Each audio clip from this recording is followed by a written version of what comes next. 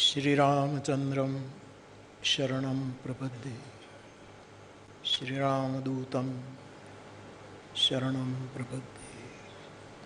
श्रीराम जय जय राम।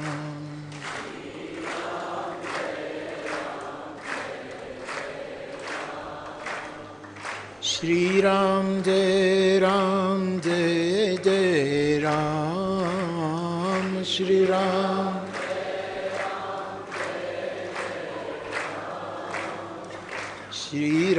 श्रीराम जय जय राम।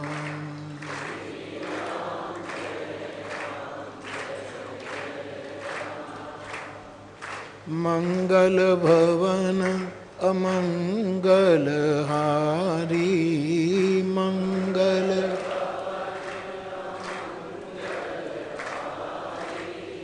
द्रवहु सो दशरथ अजिर बिहारी।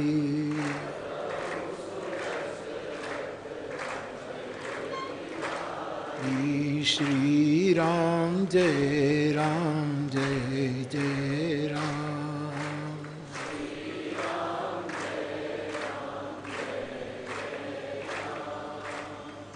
जय जय हनुमान गोसाई। जय जय कृपा करो गुरुदेव की नाई।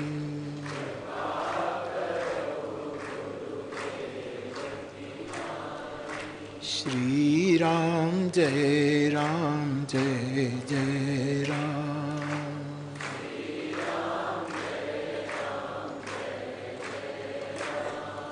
श्री राम जय जय राम।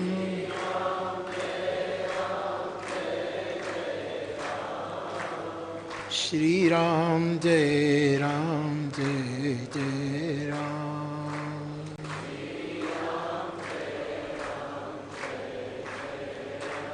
बोलिए हनुमान जी महाराज की। राम कथा मंदाकिनी अचित्रकूट चितचारु। तुलसी सुभग सनेह बन सिय रघुबीर बिहारु। मानसिक रूप में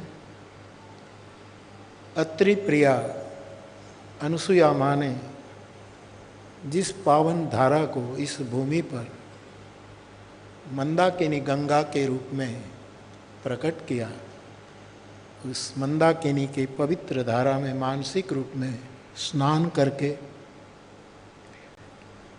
यहाँ की इस भूमि की अप्रगट प्रगट समग्र चेतनाओं को प्रणाम करते हुए, देखो इतना बड़ा सेवा का प्रकल्प लेकर बैठा एक साधु गुरुदेव रणछोड़दास जी बापू, उसकी चेतना को प्रणाम करो।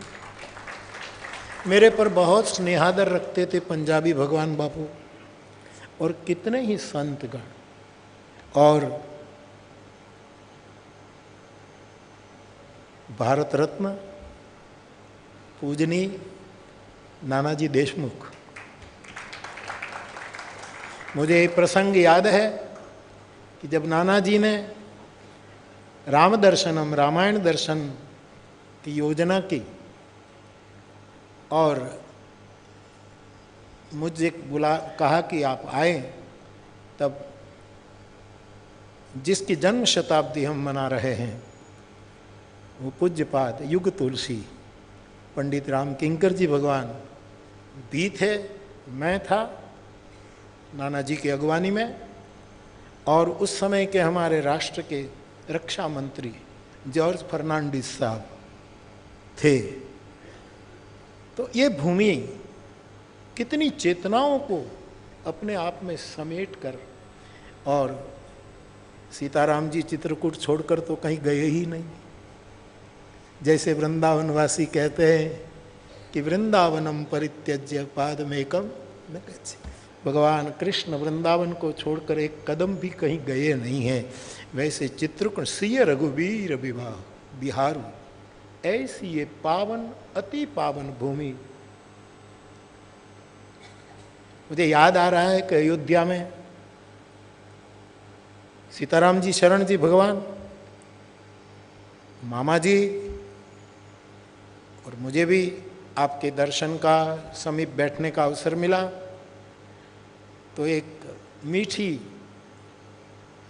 चर्चा शुरू हुई। सीताराम जी शरण जी भगवान कहे कि हम मिथिला पक्षी है, और एक दो महात्मा बोले कि हम अवध के पक्ष में हैं। मुझे जबरदस्ती बीच में बिठाया था, तो अब मुझे पूछा कि आप किस पक्ष में। मैंने कहा हम चित्रकूट के पक्ष में हैं, न मिथिला में है। पक्षा पक्षी त्या नहीं परमेश्वर, नरसिंह मेहता ने कहा। हम तो जहाँ मिथिला भी आती है, अवध भी आती है, कौल किरात भी आते हैं, देवगण आते हैं, ऋषि मुनि आते हैं, कौन नहीं आता। तो ऐसी इस परम पावन भूमि पर युग तुलसी परम पूज्य राम किंकर जी महाराज की 5 प्रकार की चेतनाओं को मुझे प्रणाम करना है। ये 5 चेतनाओं को मैं प्रणाम कर रहा हूं। आज के ये 3 दिवसीय जन्म शताब्दी महोत्सव में कितने कितने महापुरुष आए। हम श्रोता के रूप में बैठे थे। एक का नाम लूंगा तो कोई रह जाएगा, इसलिए सभी पूज्य चरण यहाँ पधारे। और आज तो इसे 3 दिवस तो त्रिवेणी के होते हैं, लेकिन उसमें ऊपर वेणी माधव होता है। और आज के दिन हमारे देश के हर प्रकार से राष्ट्र पुरुष आदरणीय श्रद्धेय मोहन भागवत जी पधारे हैं। मैं प्रणाम करता हूं आपकी राष्ट्रभक्ति को। साधु कभी किसी की प्रतिष्ठा को प्रणाम नहीं करता, उसकी निष्ठा को प्रणाम करता। प्रतिष्ठा तो चैतन्य महाप्रभु ने कहा सुकरी विष्टा है। आपकी राष्ट्र निष्ठा को मेरा प्रणाम। आप आए, ये पूरा वातावरण और प्रकाशित हो गया। पूज्यपाद स्वामी मैथिली शरण जी ये तो हमारे पर इतना स्नेहादर रखते हैं, इसीलिए तो इस 3 दिवसीय कार्यक्रम के वो ही एक यजमान नहीं है, मैं भी यजमान हूं। ये अकेले लाभ ले जाए वो ठीक नहीं साहब। आज लाभ पंचमी है, भारतीय तिथि में आज, और लाभ अवधि सुख अवधि न दूजी। तो ये तो हमारे हैं। हम सब की ओर से मैं संघ प्रमुख का अभिवादन करता हूं। पूजनीय उत्तम स्वामी जी, आपने भी अपने विचार प्रस्तुत किए। यहाँ कुछ लाउड स्पीकर ये जो है कुछ शायद यहाँ जो बोलते हैं उसकी सभी बात समझ में नहीं आ रही है। यहाँ ऊपर बैठने में थोड़ा छूट जाता है, लेकिन आपने बहुत, ये मेरा थोड़ा छूट गया था, खबर नहीं कुछ, अब ठीक है। तो आपने भी बहुत अपने विचार प्रस्तुत किए, आपको भी मेरा प्रणाम। और हमारे पूज्यपाद मुनि जी सालों से हमारे प्रति उसका हेतुहीन हेत बह रहा है। अभी परसों में राजापुर में था भगवान, तो 2 आदमी आए कि बापू यमुना जी की आरती में आप मैंने कहा यमुना जी की आरती तो करूं, लेकिन मुझे पहले मुनि जी की आरती करनी है मानसिक रूप में, क्योंकि ये तीर्थों को नदियां प्रवाही परमात्मा है, प्रवाहमान परमात्मा ये सरिता है।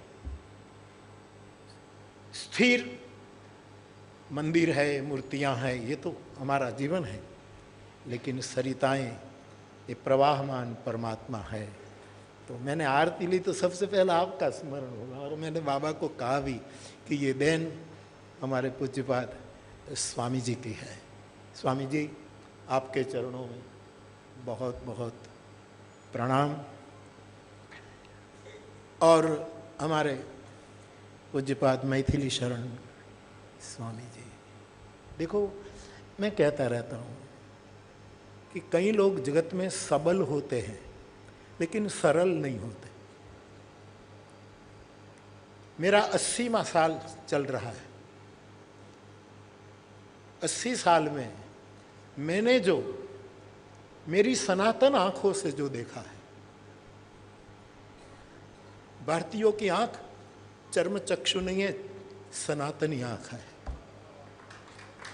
हम मां के गर्भ से निकले तब तो ये सब अवयव शरीर के लेकर जरूर निकले हैं, लेकिन हम भूल गए हैं, चूक गए हैं। कारण कोई भी हो उसका हमें कोई मंथन नहीं करना है, लेकिन एक अर्जुन को ही नहीं, हम सबको अर्जुन बनाकर कभी महाभारत के जंग के मध्य में भगवान कृष्ण ने हम सबको निमंत्रित किया था, दिव्यम ददामि ते चक्षु, मैं तुम्हें दिव्य चक्षु दूं। ये केवल अर्जुन के प्रति हम सब भारतवासियों के लिए था। और इसी दृष्टि पाने के बाद अर्जुन क्या बोलता है, सनातनस्तम पुरुषो मतो में। हे कृष्ण, तू गोपाल नहीं है, तू नंद यशोदा का केवल लाला नहीं है, तू केवल ब्रज का ये नहीं ये नहीं। वो सनातनी आंख पा करके कृष्ण के सामने अर्जुन विश्वरूप दर्शन के पश्चात बोला, मुझे आप व्यक्ति नहीं दिखते हैं, सनातनस्तम, तू स्वयं सनातन है। तो सनातन शब्द की जो गरिमा है, आपने बहुत अद्भुत वर्णन किया। मैं यहाँ आया, मुझे आना ही था, भगवान तो मुझे बुलाएंगे ही, अब कहीं दूसरी जगह बुलाएंगे तो वहीं भी आऊंगा।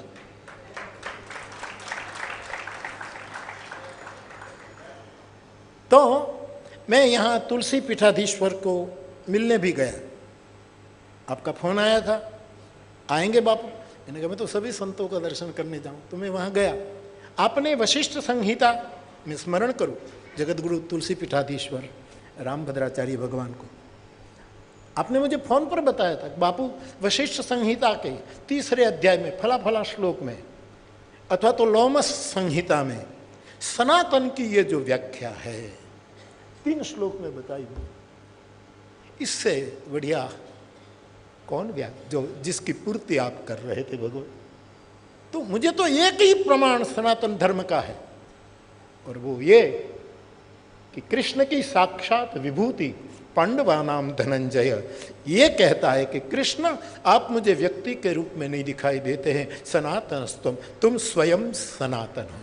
तो इस सनातनी आंखों से मैं 79 इयर्स ओल्ड हूं नाउ, 80 में मैंने जो देखा है, मैंने जो चेतनाओं का अनुभव किया, दर्शन किया, इनमें कोई कोई ऐसी विभूतियां मुझे मिली हैं। महाराज श्री सबल है लेकिन फिर भी सरल है। सबल होने के बाद सरल रहना वो तो उसी में आता है जिसने साधुओं का संग किया, क्योंकि साधु के समान कोई सरल नहीं होता। संत सरल चित्त जगत हित, सरल स्वभाव मन कुटिलाई। तो हमारे पूज्य स्वामी जी सबल तो बहुत, इसके विचारों हम तुलसी जयंती में आप पधारते हैं, सब कार्यक्रमों को इधर उधर करके इतने दिन तलगा जड़ा में बैठ जाते हैं, और जब आखिर में आपका प्रवचन होता है तब हम बोलते तो है साहब इतनी सालों से, वक्ता तो ठीक है, लेकिन दुनिया में श्रोता का यदि कोई अवार्ड देना हो तो मुझे देना चाहिए। यद्यपि मैं कोई अवार्ड स्वीकारता नहीं हूँ, लेकिन मैं हर पल को सुनता हूँ, आपको हर लफ्ज़ को सुनता हूँ। उस समय आपकी जो विचारधारा, देखो गुरु को कोई मेवा के लिए निकट रहता है और कोई सेवा के लिए निकट रहता है। ये महापुरुष केवल सेवा के लिए अपने गुरु के पास सेवा की। तो ये सबल भी है, सरल भी है, और मैंने देखा कोई ऐसा मर्म की बात आती है तब सजल भी है, नेत्र बता। सबल होना, सरल होना और साथ साथ संवेदनशील भी होना। तकलीफ यह हुई है कि संवेदना कम होती जा रही है। यहां स्वामी शरणानंद जी प्रज्ञाचक्षु भगवान के कई साधक, इनमें से मैं भी उसके विचारों का उपासक हूं। भारत आजाद हुआ, हमारे प्रथम राष्ट्रपति महामहिम आदरणीय राजेंद्र बाबू राष्ट्रपति भवन में स्वामी शरणानंद जी को बुलाते हैं, और राष्ट्रपति जब बुलाए तो कैसे कैसी महान हस्तियां वहाँ उपस्थित रहती हैं रही। और स्वामी जी को राजेंद्र बाबू ने एक ही जिज्ञासा करके कहा कि प्रभु, हमारे सामने मार्ग है, हम चलना भी चाहते हैं और लक्ष्य को प्राप्त करना भी चाहते हैं, फिर भी हम क्यों नहीं कर पाते। राजेंद्र बाबू की ये जिज्ञासा, अथा तो ब्रह्म जिज्ञासा, धर्म जिज्ञासा, भक्ति जिज्ञासा।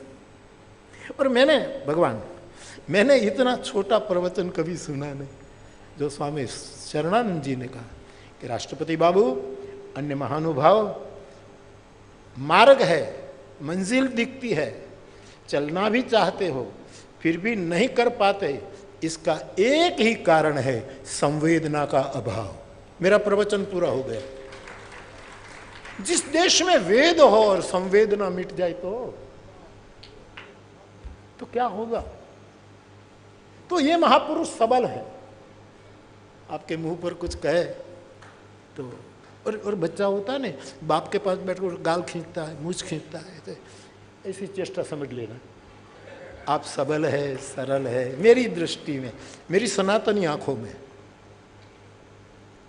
मेरी आंख सनातन धर्म की दृष्टि, इसमें आप ऐसे महापुरुष, और आपने इस भूमि पर भगवान की शताब्दी का आयोजन रखा, ये बहुत, इस भूमि की सिवा कहाँ, हर जगह होना चाहिए, लेकिन ये बहुत।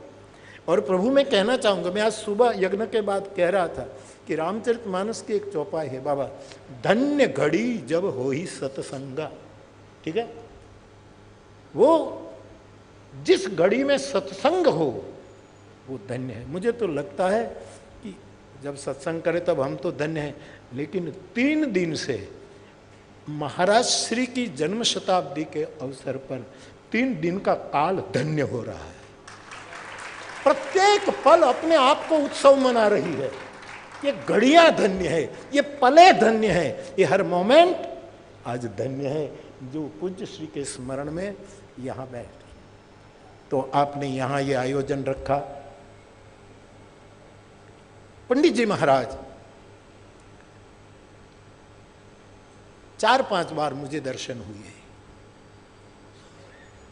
एक बार गुजरात में विरम गांव, अहमदाबाद के पास एक नगर है, गांधी जी के साथ आज़ादी की मूवमेंट में जिस साधु ने काम किया था वो स्वामी रामानंद, सब कुछ छोड़कर वो एक गांव में आ गए। राम कथा के बहुत प्रेमी। 1-2 बार मुझे भी आपके सामने भगवत कथा या तो हनुमंत चरित्र गाने का अवसर मिला। उसने मुझे कहा, बापू मैं पंडित जी को विरम गांव में बुलाना चाहता हूँ, आप आएंगे?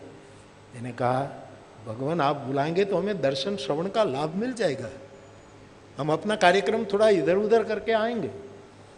और पूज्यपाद पंडित जी पधारे, और आप उस समय आप रहेंगे? हाँ थे। और मैंने वहाँ आपको पहली बार श्रवण किया।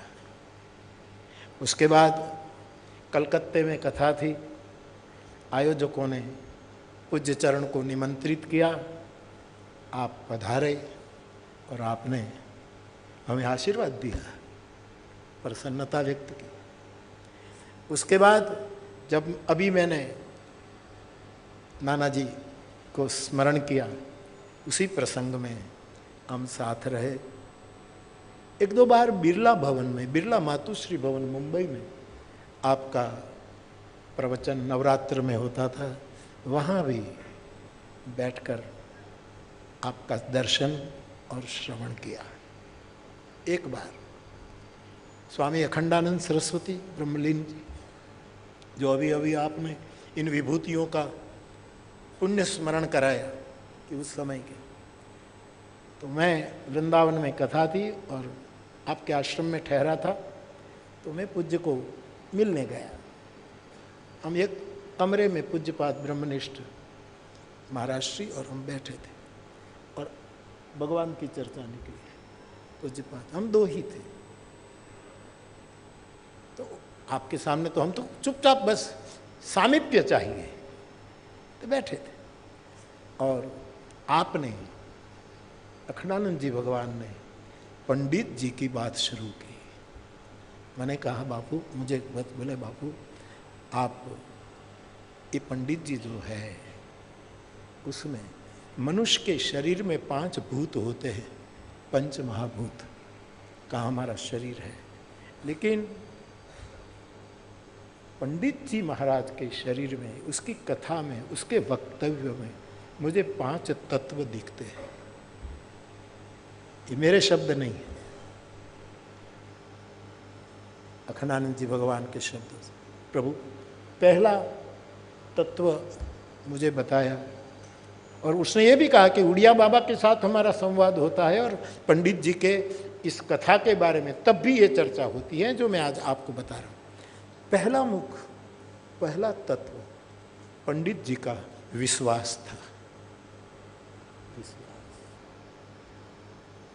मैं इतना निकट जाकर तो नहीं देख पाया, यहाँ के प्रसंग में साथ साथ थे, दूरी से प्रणाम करते थे, लेकिन मुझे स्मरण है कि आपका इतना विश्वास था कि आप अपने सीने पर एक झोली में ठाकुर जी की छवि रखते, ठीक है, कि ठाकुर जी की धड़कन वो सुने, पंडित जी की धड़कन ठाकुर जी सुने। यहाँ एक, ठीक है प्रभु, यहाँ एक रखते थे, और मैं सिर झुकाकर भगवान अखंडानंद जी को कहा भगवान ये मैं कबूल करता हूँ, क्या विश्वास होगा। भवानी शंकर वंदे श्रद्धा विश्वास रूपिणा। तो जैसे राम कथा की 4 पीठ है जो पंडित जी कहते थे, जो यहाँ भी कहा गया कल भी कि भाई एक ज्ञान पीठ है, एक कर्म पीठ है, एक उपासना की पीठ है, एक शरणागति की पीठ है। तो उसको मैंने जिस रूप में देखा अथवा आपके ग्रंथों का जो अवलोकन किया, कभी कभी ये राधे श्याम जी और आपके सूत्र मुझे सुना देते हैं, इसके आधार पर मैं कहूँ तो भगवान रामकिंकर जी प्रभु, ये पहला तत्व उसमें विश्वास है। बिनु विश्वास भक्ति नहीं। ये जो गजब का विश्वास, ये मेरी सनातन आंखें ये कह रही है, विश्वास। दूसरा पंडित जी जो कह रहे, मुझे अखंडानंद जी बाप जी कह रहे, दूसरा उसका जो पक्ष था वो विचार पक्ष था। विचार पक्ष गजब था। मैं एक राम कथा का एक सामान्य गायक के नाते आप सबके चरणों में प्रणाम करके कहना चाहूँगा कि रामचरितमानस के पात्रों की पंक्तियों की जितना उघाड़, जिसके रहस्यों को आपने खोला है, कई महापुरुषों ने काम किया होगा मुझे खबर नहीं, लेकिन आपने जितना खोला है वैचारिक रूप में, सांकेतिक रूप में, आपका एक विचार पक्ष था, बहुत प्रबल विचार पक्ष। इसी कारण कई श्रोता उसके विचारों को आत्मसात भी नहीं कर पाते थे, लेकिन एक विचार पक्ष था, एक तत्व था आपके पास, विचार। और तत्व विचार की महिमा रामचरितमानस ने गाई है। तत्व विचार निपुण भगवान, पूरा कपिल भगवान जो आते हैं, सांख्य की बात आती है। तो दूसरी बात अखंडानंद जी भगवान ने बताई, ये विचार पक्ष था। तीसरी, ये राजर्षि थे। उसके कपड़े, उसके जो ये राजर्षि रूप था उसका, जरा भी कपड़े में जरा भी वो नहीं आनी चाहिए, बहुत मस्ती से जीने वाला राजर्षि स्वरूप था आपका। तो विचार रूप, विश्वास रूप, और अखंडानंद जी कहते हैं और मैं उसका स्वीकार करता हूं, आपका विलास रूप। विलास का अर्थ गलत मत करना। व्यास स्वमास स्वमति, स्वमति विलास त्रास दुख हरणी, राम कथा का विलास। और कोई गैरअर्थ न करे। मंच शोभायमान हो जाता था जब आप बैठते थे। तो आपका एक पक्ष था स्वमति विलास, जिसको तुलसीदास जी विनय पत्रिका में चिद विलास कहते हैं। चिद विलास, बूझत बूझत बूझे, सब नहीं समझ पाते।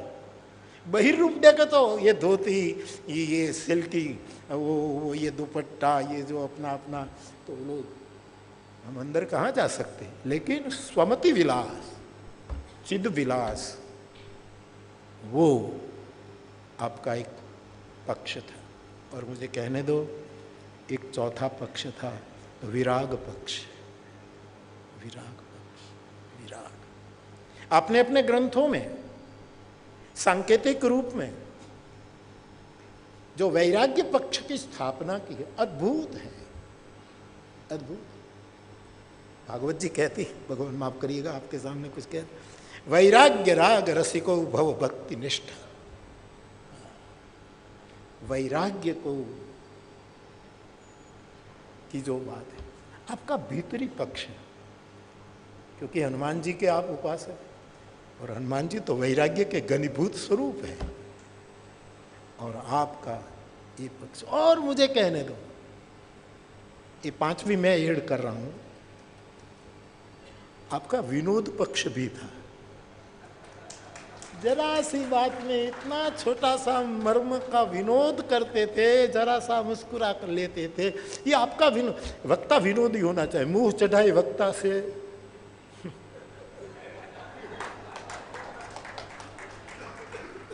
वक्ता मुस्कुरा, हमारे मानस का ये अभिप्राय है।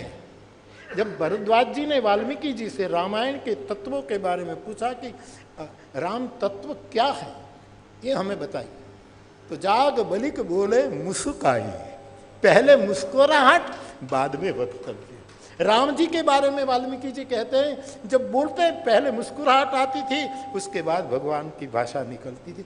तो देश को और विश्व को मुस्कुराता हुआ वक्ता की जरूरत है, मुंह चढ़ाए नहीं, मुस्कुराता हुआ। जो मुस्कुराहट न दे वो मोक्ष क्या देगा। गलत जगह पहुंच गए हम साहब। और मुझे पूछो तो मुस्कुराहट ही मोक्ष है। मैं तुझे देखूं, तू मुझे देख, देखते देखते हो जाए एक। हमारे कल महाराष्ट्र को किसने कहा, आपने कहा, कल किसने कहा, हमारे रामायण कुटी वाले महाराज कि कथा शुरू होती है तो दो होते हैं, श्रोता और वक्ता। कथा पूरी होते हैं तो एक ही होता है, न श्रोता श्रोता है न वक्ता, एक बन जाते। रामायण कुटी वाले महाराज ने सूत्रपात किया था। तो जाग बलिक बोले मुस्काई, एक विवेकी पुरुष, परम विवेकी पुरुष। तो विनोद पक्ष, आपने ब्रह्मलिंग डोंगरे बापा को सुना होगा, वो भी जरा सी बात मुस्कुराहट के साथ विनोद कर लेते थे। तो बाप पंडित जी में हमने ये पांचों दर्शन किए, किंकर जी महाराज ने पांचों दर्शन किए। ऐसे महापुरुष, आपने कल ठीक कहा, मैथिली शरण, बहुत सुंदर जोड़ा आपने। और ब्रजवासी तो तुरंत पकड़ लेते हैं ना बात, वहाँ भी खड़ा किया तो कि नहीं हम जुगल को मानते, हम यहाँ आकर बोलेंगे, दो माई के वहाँ हम अकेले नहीं बोलेंगे। यही तो महापुरुषों की। तो बाप, मैं पंडित जी के बारे में जो मेरी समझ है, और अब भगवान करे जगत में कोई युद्ध न हो, कोई युद्ध न हो। लेकिन यदि हो, और वो भी महाभारत जैसा हो, और अर्जुन गात्र शिथिल हो जाए, कृष्ण की शरण में शिष्यस्ते हम अधिमाम प्रपन्नम कहकर गिर जाए, और भगवान कृष्ण फिर उसको बोलते जाए, कहते जाए, और इसमें बोलते बोलते बोलते विभूति योग तक पहुंच जाए, और भगवान कृष्ण अर्जुन को कहे कि ये मेरी विभूति, ये मेरी विभूति, ये मेरी विभूति, ये मेरी विभूति, जो पूरा आप जानते हैं, जिसमें अर्जुन स्वयं एक विभूति, ठीक है। लेकिन मैं ऐसा भाव रख रहा हूँ, युद्ध न हो, लेकिन यदि हो और भगवान कृष्ण आए और पुनः विभूति योग का वर्णन करे, तो मेरी आत्मा कहती है, वो कहेंगे कि विश्व में राम कथा गायकों में राम किंकर मैं हूं। ये उसकी बाध्यता हो जाएगी, उसको बोलना पड़ेगा, उसको कहना पड़ेगा। इस सत्य का कोई, हम सब कभी न कभी पंडित जी महाराज की बातों को लेकर नहीं बोलते। हाँ, कोई नाम देते हैं, कोई नहीं देते, क्योंकि देश स्वाधीन है, लगता स्वतंत्र नाम देना हो तो दे, न देना हो तो न भी दे। लेकिन मैंने तो जब पंडित जी को पेश किया, पेशगी मेरी होती है, विचार पंडित जी को होता है, तब मैंने आपके पुण्य श्लोक, उत्तम श्लोक जो कहूं, उस नाम के साथ। आज कई लोग बोलते हैं, नाम नहीं लेते, ऐसे बोलने का बोझ लगता है। एक बार उसका नाम स्मरण कर ले तो निर्बोझ हो जाए।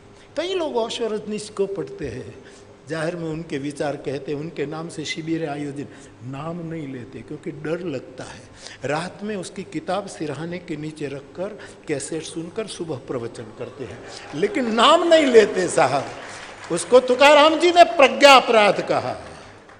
ये मेरे शब्द नहीं, जगत गुरु तुकाराम के शब्द है। और टुकड़ो जी ने भी, आपने स्मरण किया, राष्ट्रीय संत टुकड़ो, हर देश में तू, हर देश में तू, तेरे रूप अनेक, तू एक ही है, तेरी रंग भूमि ये विश्व भरा, हर खेल में तू, हर मेल में सब। देखो सीधा वेद आ रहा, संगच्छध्वम संवदध्वम, ये पूरा वेद टुकड़ो जी ला रहा है। तो आपने भी कहा ये प्रज्ञा अपराध है। जिसके विचार हो, एक कवि की कविता बोले तो कवि का नाम देंगे कि फला कवि की है, मैथिली शरण की है, ये फला की। लेकिन एक ही क्षेत्र के लोग अपने कोई विचारक महापुरुष का विचार रजू करे तो नाम लेने में उसको तकलीफ क्या होती, और नाम न लेने से उसका नाम गिरेगा नहीं, हमारा थोड़ा गिर जाएगा। तो ऐसे पंडित जी के विचारों से, विचार प्रधान कथा के, मैंने कभी कभी कहा है कि पंडित जी को पढ़ा नहीं होता तो शायद पंडित जी ने जो रहस्य खोले हैं, इनसे हम अनभिज्ञ रह जाते। मैंने इरादे शाम तो शरणानंद जी की सेवा कर चुका है, ओशो को बहुत सुनता है, और पंडित जी की बहुत सेवा आपने की है। वो भी कभी कभी ओशो की बात, तो मैं उसको भी कहता हूँ कि लाओ त्सु के बारे में मुझे कोई खबर नहीं थी, ये तो आपने कुछ सुनाया तब पता लगा कि लाओ त्सु कोई है। तो मेरे भाई बहन, पंडित जी की जो विचारधारा है, मैं तो एक पन्ना, भगवान जब आप कोई किताब दे देते हैं, पन्ना पढ़ूं और उसमें उसके विचार, तो इस पन्ने को मैं 3-3 बार पढ़ता हूं, आगे नहीं जा सकता कि क्या विचार बात कर रहे हैं आप।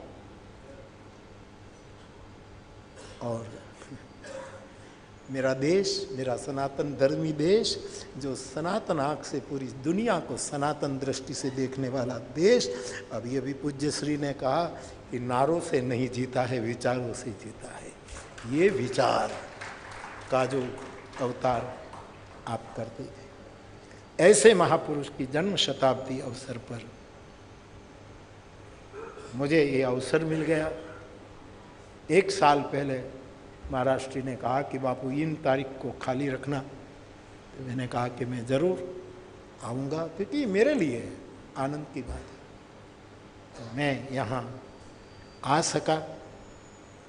मैं मेरे मन में जो भी कुछ आपके, और जब जयपुरिया में वो ठहरे थे नानाजी देशमुख के कार्यक्रम के समय, जयपुरिया में चित्रकूट में, वहाँ आप ठहरे थे, मैं मिलने गया। बड़ी पूजा रहती थी आपकी,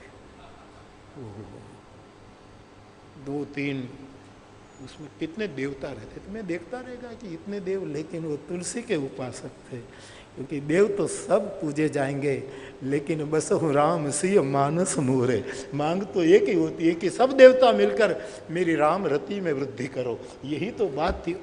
तो ये मैंने आपके वहाँ और एक आशीर्वाद आपने दिया था मुझे कि बापू मैं सुनता हूँ कि आप कभी मानसरोवर कथा करने गए, इधर गए, फला गए, तो जहाँ जहाँ राम कथा के स्थान हैं वहाँ जा जा करके आप कथा करते हैं। वो सुन करके मुझे बड़ी प्रसन्नता हुई, ये आपका विचार था। तो ऐसे महापुरुष की जन्म शताब्दी है। तब हमारे यहाँ अध्यात्म जगत में साधना पद्धति में 1 लाख गायत्री मंत्र का जप करे तो दशांश करना पड़ता है, 10वें भाग का होम करना पड़ता है। हमारे यहाँ स्मृतिकारों ने कहा कि अपनी आय का 10वां हिस्सा राष्ट्र के लिए निकालना चाहिए, गायों के लिए, बीमारों के लिए, जो अभावग्रस्त है, जो अछूत है, जो वंचित है, दूर है, इनके लिए दशांश करना चाहिए। ये भारतीय अध्यात्म धारा है। मैं प्रार्थना करूं कि पूज्यपाद पंडित जी महाराज की जन्म शताब्दी है, तब आओ कथा जगत मिलकर के उसका दशांश करे। कुछ 10 कार्यक्रम राष्ट्र को ऐसे दे जिसमें सार्वभौम विचार, केंद्र में मानस हो, केंद्र में महापुरुष हो, और इससे पूर्व भी केंद्र में भवानी शंकर हो। पंडित जी की निष्ठा मैंने देखी, एक तो ग्रंथ निष्ठा, एक गुरु निष्ठा, और तीसरी गौरी शंकर निष्ठा। वंदे बोधमयम नित्यम गुरुम शंकर रूपिणम यमाश्रितो हि वक्रोपि चंद्र सर्वत्र वंदते। तो कोई 10 आपने पंडित राम किंकर जी विचार मिशन की स्थापना की है, मंच है ये, आप कुछ 10 विचार दीजिएगा, हम दशांश करेंगे, हमारी कथाओं में उसको गाते रहेंगे, हम अपने ढंग से उसको कहते रहें। तो दशांश करें ताकि एक सही रूप में ये अनुष्ठान हो जाए। ये 10वां हिस्सा आप हमको सूत्र बता दीजिए, फिर हमारे पास हम बोलते रहेंगे, करते रहेंगे अपने ढंग से। और एक बात और, ये मेरा मनोरथ है, आशीर्वाद देना आप भी, भगवान आप भी, मेरा एक मनोरथ है कि मैं तो उनके विचारों को जब जब आत्मसात होता है तो आपका नाम लेकर दुनिया को बता देता हूँ। तो मेरे पर आपके विचारों का थोड़ा कर्जा है।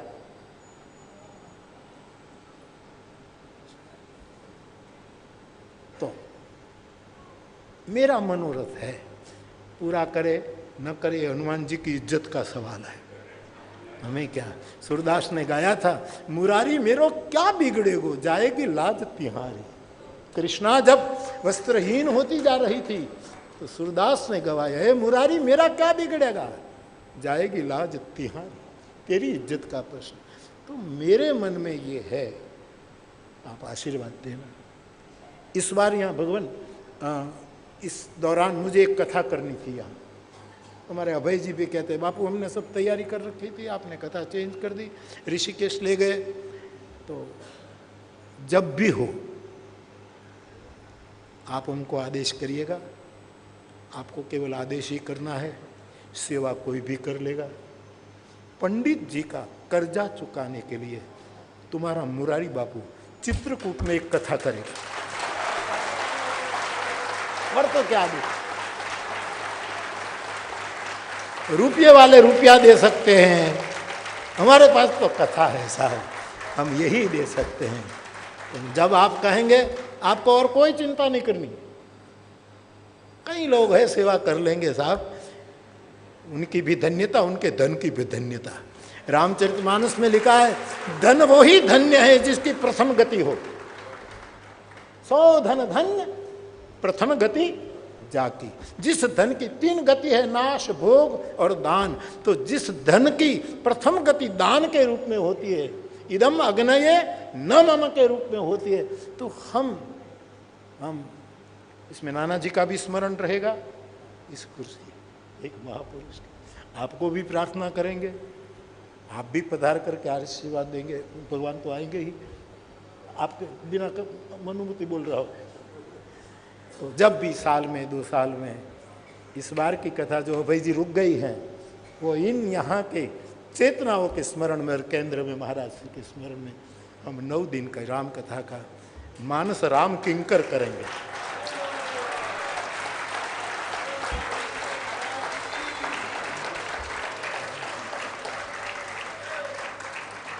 तो इन्हीं शब्दों के साथ इस वाक पुष्प को पंडित जी के चरणों में बहुत श्रद्धा के साथ समर्पित करके मैं मेरी वाणी को पूरा सात्विक आयोजन रहा। त्रिगुण गुणातीत तो हम नहीं कर सकते क्योंकि जीव है, लेकिन सात्विक आयोजन। मैं बैठे बैठे यही देखता कितनी सात्विकता, और डर लगता था कि कहीं चूक हो जाएगी तो पंडित जी तस्वीर से बाहर निकल करके हाथ पर खबरदार ऐसा बोला, ऐसी छवि आपने कहा। और आपने तो कल कौन सी आंखें बताई, आपने कुछ आंखों का जिक्र किया था, वर्णन किया था। तो पंडित जी कहीं शीशा तोड़ करके बाहर ना आ जाए, ऐसे आप साक्षी रूप में बैठे हैं। तो पूरा ये आयोजन भव्य नहीं है, भव्यता लौकिकता को निकट लाती है। दिव्य तो है ही, क्योंकि चित्रकूट की यहां पद गाया है, सब सोच विमोचन चित्रकूट, कलिहरण करण अद्भुत चित्रकूट अति विचित्र। ये भूमि अति विचित्र, विचित्र नहीं अति विचित्र। और अति विचित्र परमात्मा होता है, अति विचित्र कोई बुद्ध पुरुष होता है, अति विचित्र कोई धरती होती है, अति विचित्र कोई प्रसंग होता है, अति विचित्र कोई सूत्र भी हो सकता है जिसकी तुलना कोई नहीं। चित्रकूट अति विचित्र। तो ऐसी भूमि पर यह आयोजन हुआ तो बड़ा सात्विक मुझे लगा। मैं पहले दिन आया तो मैंने, हमारे रामचरितमानस में प्रसंग है जनक की रंगभूमि में, जब राम लक्ष्मण को लेकर विश्वामित्र जी है, खचाखच रंगभूमि भरी है, जानकी जी का स्वयंवर का प्रसंग है। और जब विश्वामित्र जी की अगवानी करते हुए विदेहराज जनक पूरी रंगभूमि व्यवस्था दिखाते हैं, और जनक के मन में ये अभिलाषा रही हो कि नहीं मुझे खबर नहीं, लेकिन बिना अपेक्षा किए पूरी रचना देख करके जनकराज के सामने विश्वामित्र इतना ही बोले, भली रचना राजन, ये रचना बहुत भली है। मैंने पहले दिन कहा पूज्यपाद भली रचना, बहुत सुंदर रचना आपने की है, इसका स्मरण सालों तक रहेगा। बीच में जब योग बनेगा तो मैं अंजलि देने के लिए आ जाऊंगा। और अयोध्या में भी तुलसी जयंती महाराष्ट्र की शताब्दी मनाई गई। मंदाकिनी माँ ने मुझे कहा, मेरे से वचन ले लिया था कि आपको 2 घंटे तो 2 घंटे आना चाहिए। वहाँ भी मैं वो आया, प्रणाम कराया, और यहाँ तो आना ही आना था, यहाँ आए। और ऐसा भी कर सकते हैं भगवान, हो ये तो आप पर छोड़ रहा हूँ। हाँ, ये आयोजन किस विचार से करना चाहिए वो आप जाने। हम तो तैयार होकर बैठते, तैयार मीन से क्या, ये कपड़े पहनकर बैठ जाएंगे और क्या तैयार होगा ना, हम बैठ जाएंगे। लेकिन हो सके तो ऐसा भी करेंगे कि ऐसा एक मंच उपस्थित करेंगे जहाँ पंडित जी की सेवा में रहे सभी उनके सेवक एकत्रित हो। क्योंकि कभी कभी क्या है, मूल पुरुष की कितनी शाखाएं होती हैं, और ये शाखाएं फिर हर शाखा को क्यों न जोड़े। अपने अपने ढंग से सब जगह ये तो सार्वभौम होना चाहिए, लेकिन चित्रकूट में जब ये आयोजन हो तो पंडित जी के सभी सेवकगण यहाँ संघे शक्ति कलौ युगे, कलयुग में संघ की शक्ति है और आपकी पूरी परंपरा ने ये जगत को दिखा दिया। नैरोबी में भगवान में कथा कर रहा था सालों पहले, तो वहाँ शाखा चल रही आपकी, आरएसएस की शाखा चल, वो लोग मेरे पास आए, बापू हमारी शाखा में आप प्रवचन करने आएंगे? तो मैंने कहा आपके ये सब कुछ आपके अकेले के ही है, हम असभ्य है। मैं गया था, फिर कुछ आलोचकों ने आलोचना भी की, तो हमें क्या लेना दे, हमें क्या लेना। ओशो रजनीश जी को किसी ने कहा कि तुम्हारे अगल बगल में ऐसे खराब लोग रहते हैं, ऐसे खराब लोग रहते हैं, ऐसे खराब लोग रहते हैं। तो ओशो ने कहा उसमें मुझे क्या है, तो है जो हो, उसमें मुझे क्या। तो किसी ने कहा लेकिन आपकी भी निंदा होती है, तो उसने कहा इसमें तुझे क्या। निंदा स्तुति उभय सम ममता मम पद तुल्य निंदा स्तुतिर मौनी संतुष्टो। और ध्यान रखना, किसी यात्रा को, किसी भी राष्ट्र गौरव की धारा को कोई निंदक निंदा करे तो वो उसकी निंदा नहीं कर रहा है, अपनी खानदानी का परिचय दे रहा है कि हमारा घराना ये है, हमारा खानदान ये है, हम इसके अलावा और कुछ सोच भी नहीं सकते, ये उसका परिचय देता है। तो मुझे बहुत प्रसन्नता होती, बहुत समय के बाद आपसे मिलना हुआ, आपका दर्शन। आप तो इतने व्यस्त होते हैं राष्ट्र कार्य में, कभी कभी भेंट अपने कहाँ महाराणा प्रताप का वो करने गए जयपुर में, उदयपुर में आपसे भेंट, एक बार राजकोट में आप पधारे थे, कथा थी, तो बीच बीच में मुलाकात हो जाती है। तो उस समय आपको भी विनय करेंगे कि यदि आपको समय हो तो आप भी आशीर्वाद। मुझे बड़ी प्रसन्नता होती, मुझे बोलने की जरूरत नहीं, आप इतना नहीं समझ जाए कि मुरारी बापू कितना प्रसन्न है, ये बोलने की जरूरत नहीं। कई लोग कहते हैं मुझे रोना आता है, कहने की जरूरत नहीं, आंसू दिखा, मुझे रोना आ रहा है, लेकिन तू एक पल है हंसना, एक पल है रोना, एक ऐसा खेल है तेरा। मैं बहुत प्रसन्न हूँ, बहुत आनंद आया। आपका यज्ञ मुझे लगता है गुरु की कृपा से पूरे रूप में संपन्न भी हुआ, प्रसन्न भी हुआ और प्रपन्न भी हुआ।